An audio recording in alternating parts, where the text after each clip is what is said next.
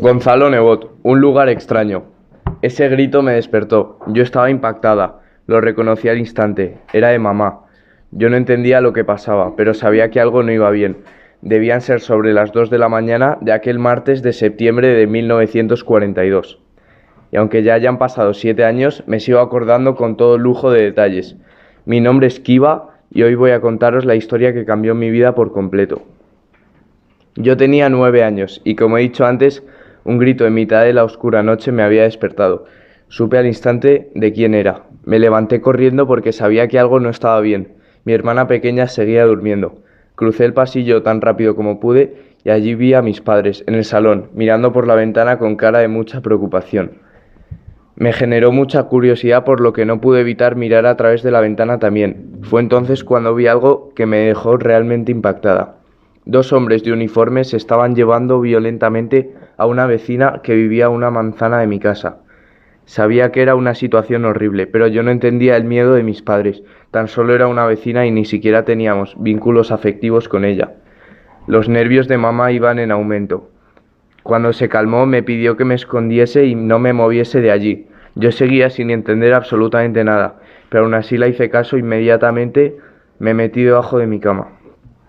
Sabía que algo importante estaba pasando, pero no sabía que iba a condicionar el resto de mi vida. Pasados 10 minutos de calma, empecé a escuchar ajetreo de nuevo en mi casa. No me atrevía a moverme. Notaba movimiento, oía pasos y de vez en cuando alguna voz. Eran voces masculinas, pero por alguna razón no lograba reconocerlas. No eran las de papá. Alguien más estaba en mi casa. En el momento en el que me di cuenta de aquello, mis pulsaciones se multiplicaron. Se podía oír mi respiración desde unos cuantos metros. Mínimo debía haber unas 7 personas en mi casa en aquel momento. De repente vi a un hombre de uniforme entrando en la habitación donde yo estaba escondida. Me quedé paralizada. Solo veía sus pies, ya que estaba debajo de la cama. Se acercaba cada vez más hasta que notó mi presencia. Me encontró y me agarró fuerte. Le miré a la cara. Era rubio, de piel clara y con ojos azules. Justo lo contrario a mí. Lo siguiente que recuerdo es estar con mi familia en un vehículo, rodeados de aquellos hombres malos de uniforme que se hacían llamar la Gestapo. Llegamos a una estación de tren llena de gente. Todos eran como nosotros. Yo no entendía qué estaba pasando y en varias ocasiones le pregunté a mamá. Ella solo me pedía que me tranquilizase y me prometía que todo iba a estar bien.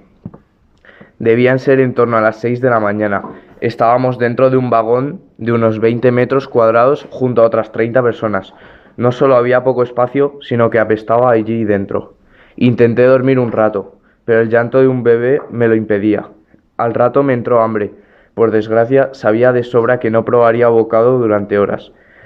Calculo que el trayecto duró entre 3 y 5 horas, aunque la sensación fue que duró una eternidad. Al fin llegamos. Se podía ver a lo lejos un edificio antiguo, en mal estado y con un patio central. Parecía una cárcel, pero sin serlo. Nos bajamos del vagón minutos después y fuimos asignados a un sector de aquel edificio. Yo estaba con mamá y con mi hermana pequeña, pero a papá le había tocado en otro sector distinto. Durante el primer día apenas le vimos. Llegó la primera noche. La habitación era un espacio grande donde habría unas 70 mujeres. Dormíamos sobre unas tablas de madera que hacían las veces de cama. A mi derecha descansaba una niña de mi edad cuyo nombre era Sara. No tardé en establecer una amistad con ella. Estaba igual de asustada que yo, o incluso más. Me contó que su madre había muerto años atrás y que su padre estaba en el sector de hombres de aquel edificio, por lo que estaba sola allí en esa habitación grande. Pasaron los días en aquel extraño lugar y cada vez iba llegando más gente. Teníamos pequeñas tareas durante el día y cuando se ponía el sol nos daban un plato de sopa, aunque ésta sabía horrible. De vez en cuando me cruzaba papá en el patio, pero no me permitían saludarlo. Yo solo podía hablar con las mujeres de mi sector, esas eran las reglas. A medida que pasaban los días cada vez olía peor y peor. Por suerte aquellos hombres de uniforme nos habían prometido una ducha en un futuro cercano. Los días pasaban y era siempre igual, tareas y más tareas. La vida allí era muy monótona. Por fin llegó el día esperado.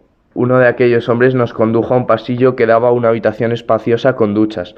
Por fin iba a quitarme aquella peste de encima.